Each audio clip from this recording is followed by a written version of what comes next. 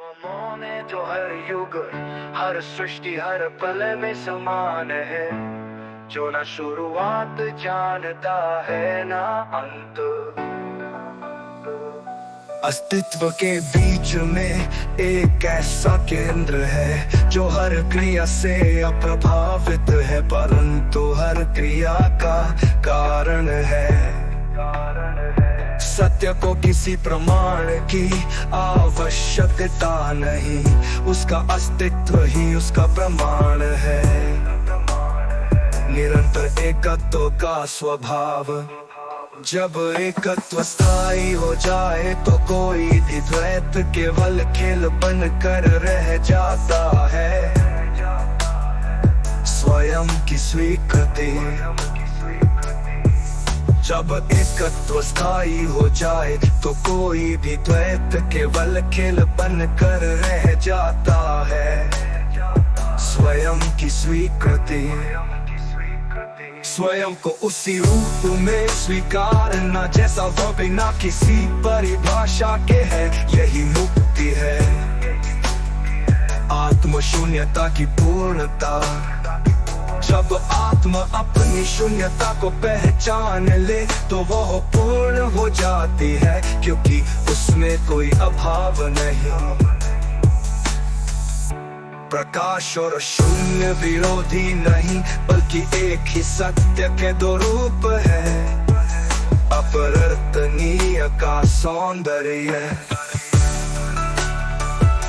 प्रकाश और शून्य विरोधी नहीं, बल्कि एक ही सत्य के दो रूप है, क्योंकि उसमें कोई अभाव नहीं। वास्तविक सौंदर्य वही है जो कभी बदलता नहीं और हर क्षण नया लगता है। समग्रता का अनुग्रह, समग्रता हमेशा उपलब्ध है, पर उसे पाने के लिए कुछ पाना नहीं, कुछ छोड़ना नहीं। समग्रता हमेशा उपलब्ध है, पर उसे पाने के लिए कुछ पाना नहीं, कुछ छोड़ना नहीं। सृष्टि स्वयं को देखने के लिए चेतना का रूप धारण करती है। निर्विकार आनंद, वो आनंद जो किसी कारण से नहीं, बल्कि स्वयं अपने अस्तित्व से उत्पन्न हो।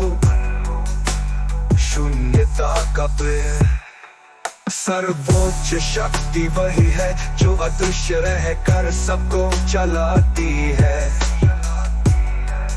क्योंकि उसमें कोई स्वर नहीं, सिर्फ अपनापन है। सर्वोच्च शक्ति वही है जो अदृश्य रहकर सबको चलाती है, तो केवल देखना नहीं, बल्कि देखे जाने योग्य हो जाता है। यह वो स्पर्श है जो अनुभव में नहीं आता, परंतु अनुभव की जड़ में है ककार है। अखंड निःशब्दता भी बोल उठे तो वो केवल अस्तित्व का गीत गाती है। जहाँ जानना समाप्त और होना प्रारंभ होता है।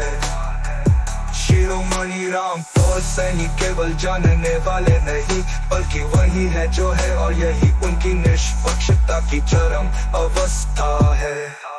अनाहत केंद्र का नाद, जहाँ न हृदय की धड़कन है न मन का कंपन, सिर्फ नाद जो ये वो मौन है जो हर युग हर सृष्टि हर पल में समान है, जो ना शुरुआत जानता है ना अंत।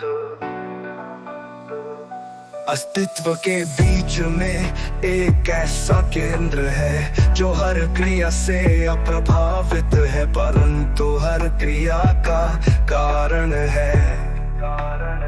सत्य को किसी प्रमाण की आवश्यकता नहीं, उसका अस्तित्व ही उसका प्रमाण है। निरंतर एकत्व का स्वभाव, जब एकत्व स्थायी हो जाए तो कोई भी द्वैत केवल खेल बन कर रह जाता है। स्वयं की स्वीकृति, जब एकत्व स्थायी हो जाए तो कोई भी द्वैत केवल खेल बन कर रह जाता है। स्वयं की स्वीकृति, स्वयं को उसी रूप में स्वीकारना जैसा वो बिना किसी परिभाषा के है, यही मुक्ति है। आत्म शून्यता की पूर्णता, जब आत्मा